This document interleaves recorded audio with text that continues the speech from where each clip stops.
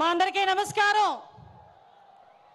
మండు టెండలో ఎండని సైతం లెక్క చేయకుండా ఒకానొక సందర్భంలో రాయలసీమ గడ్డ మీద పసుపు చొక్కా వేసుకున్నాడని వాడిని బెదిరించి కేసులు పెట్టిన నేపథ్యం నుంచి ఈరోజు ధైర్యంగా పసుపు చొక్కా వేసుకొని పసుపు టోపీ పెట్టుకొని పసుపు జెండా పట్టుకొని సుదూర ప్రాంతాల నుంచి నా నాయకుడు వచ్చాడని చెప్పి ఈరోజు గడప గడ్డ మీదకి వచ్చిన ప్రతి ఒక్క కార్యకర్తకి కూడా పేరు పేరున శిరస్సు వంచి పాదాభివందనం చేసుకుంటూ కడపలో మహానాడు జరగడం అంటే చాలా మంది ఆశ్చర్యపోయారు.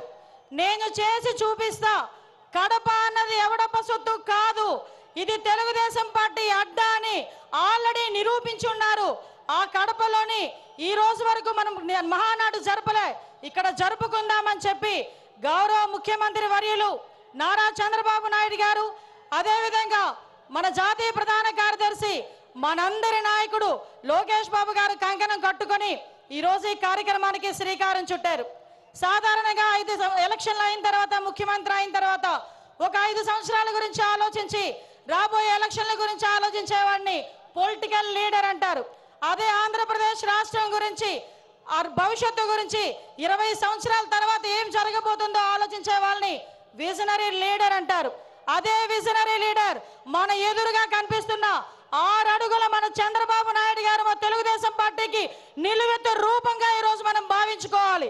ఎందుకో చెప్తున్నా, 75 ఏళ్ల వయసు, 40 ఏళ్ల రాజకీయ చతురత, 40 ఏళ్ల రాజకీయ అనుభవం, ఈ రెండు మేళవించుకొని సుమారుగా 2047కి 2047కి ఈ రాష్ట్రం ముందుండాలి.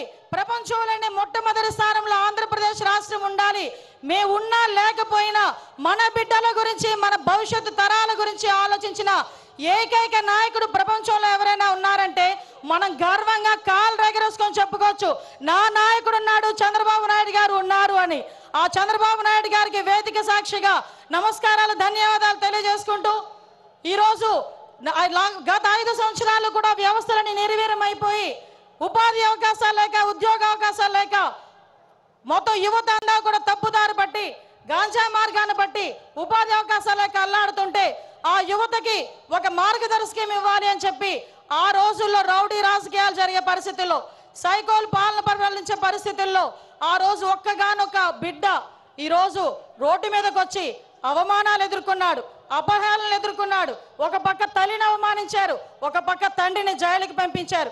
అయినప్పటికీ కూడా మొక్కవోని ధైర్యంతో నా కార్యకర్తలు నా వెంబడున్నారు, నేను పూర్తి చేయగలనని సుమారుగా 9 నెలల కాలంలోనే ఈ రాష్ట్రంలోని తెలుగుదేశం పార్టీకి పునరుద్ధేశం తీసుకొచ్చిన నా సోదరుడు, మానవ వనరుల శాఖ మంత్రులు గౌరవనీయులు నారా లోకేష్ గారికి ప్రత్యేకంగా ధన్యవాదాలు, నమస్కారాలు తెలియజేసుకుంటూ ఈరోజు రాష్ట్ర పార్టీ అధ్యక్షులు పల్లా శ్రీనివాసరావు గారికి, అదేవిధంగా వేదిక నిర్వహించిన సహచర మంత్రివర్యులకి, ఎమ్మెల్యేలకి, ఎమ్మెల్సీలకి అందరికీ కూడా పేరు పేరున, వేదిక నిర్వహించిన పెద్దలందరికీ కూడా పేరు పేరున నమస్కారాలు, ధన్యవాదాలు తెలియజేసుకుంటూ, సాధారణంగా ఈ మహానాడు అయితేనే మహానాడు ముందు రోజు కూడా చాలా వర్షం పడింది. వర్షం పడితే చాలా మంది లోపల తీన్మా డాన్సులు వేసుకున్నారు అవతల పార్టీ వాళ్ళు. ఈ మహానాడు ఎలా అవుతుందో చూద్దాం, ఈ మహానాడు ఎలా అవుతుందో చూద్దామని.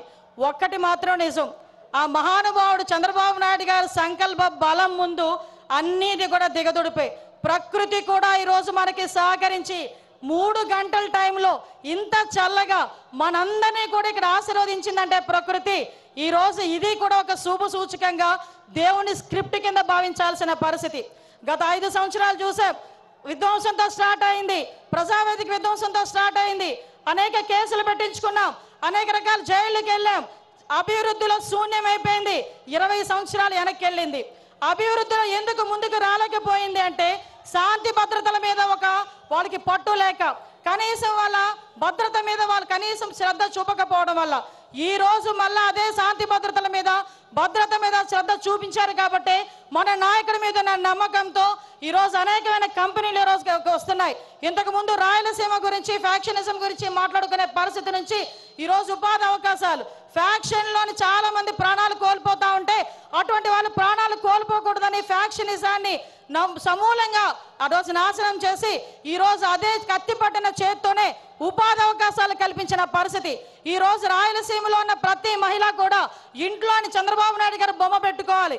ఎందుకనంటే ఏ రోజైనా కత్తి పట్టిన మగాడు బయటికి వెళ్తే మళ్ళా తిరిగి ప్రాణాలతో వస్తాడో రాడో తెలియని పరిస్థితి నుంచి ఈ రోజు నా భర్త క్షేమంగా వస్తాడు, తిరిగి డబ్బులు తీసుకొని వస్తాడని ధైర్యంగా ఉండే పరిస్థితిని ఈ రోజు తీసుకొచ్చాం. ఇంతకు ముందు రాయలసీమ అంటే మనకి చేతిలో కత్తులు కటార్లు బాంబులు వినిపించేవి. కానీ ఈ రోజు రాయలసీమ అంటే ఒక కియా, రాయలసీమ అంటే ఒక శ్రీ సిటీ, రాయలసీమ అంటే ఒక హీరో కంపెనీ, ఇలాంటి కంపెనీలు అనేకం కనిపించే పరిస్థితి ఈ రోజు మనందరికీ కూడా కనిపించే పరిస్థితి కనిపిస్తా ఉంది. నేను ఒకటే చెప్తున్నా, నిన్న ఒకే ఒక విషయం చెప్పి ముగిస్తా. పెద్దలందరూ ఉన్నారు. నిన్న ఏదైతే మహానాడులో గౌరవ్ లోకేష్ గారు చేసిన 6 శాసనాలు నిజంగా ఏదైతే చంద్రబాబు నాయుడు గారు కలలు కంటున్న 2047 స్వర్ణాంధ్రకి ఈ రోజు కడప మహానాడు వేదికగా ఈ 6 శాసనాలు కూడా ప్రథమ భూమిక వహించబోతున్నాయి. ఇవే పునాది కాగబోతున్నాయి. ఈ కార్యకర్తలే అధినేత అని చెప్పిన పరిస్థితి ప్రపంచంలో ఏ పార్టీకి లేదు. ధైర్యంగా గర్వంగా నేను తెలుగుదేశం పార్టీ కార్యకర్తనని చెప్పుకొని తిరిగే పరిస్థితులు ఈ రోజు ఉన్నాయి. ఒకటే ఒక విషయం చెప్తున్నా.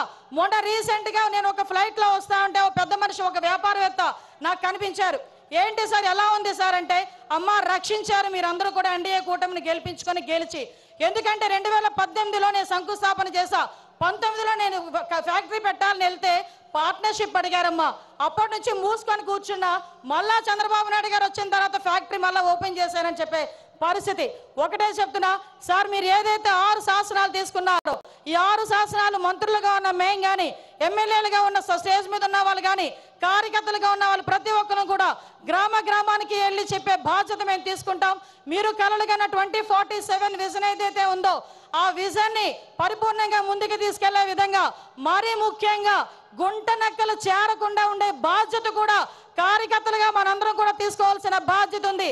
మళ్ళీ 5 సంవత్సరాల తర్వాత నేను వస్తా అని కలలుగనే వాళ్ళకి మొన్నటితోనే ఆఖరి రోజు పులి స్టాప్ పడే పరిస్థితి, మళ్ళా ఇలాంటి గుంట నక్కలు మన దగ్గరికి చేరకుండా ఉండే పరిస్థితి కూడా మనం తెచ్చుకోవాలని మనస్ఫూర్తిగా కోరుకుంటూ, ఇప్పటి నుంచే 2029 ఎన్నికలకి కూడా ఇప్పటి నుంచే పని చేయాలని ప్రతి కార్యకర్తకి కూడా తెలియజేసుకుంటూ, ఈ మహావేదికగా మీ అందరికీ నాకు ఇక్కడ మాట్లాడే అవకాశం కలగజేసినందుకు ప్రత్యేకంగా గౌరవ ముఖ్యమంత్రి వర్యులకి, నారా చంద్రబాబు నాయుడు గారికి, లోకేష్ బాబు గారికి అందరికీ కూడా ధన్యవాదాలు, నమస్కారాలు తెలియజేసుకొని సెలవు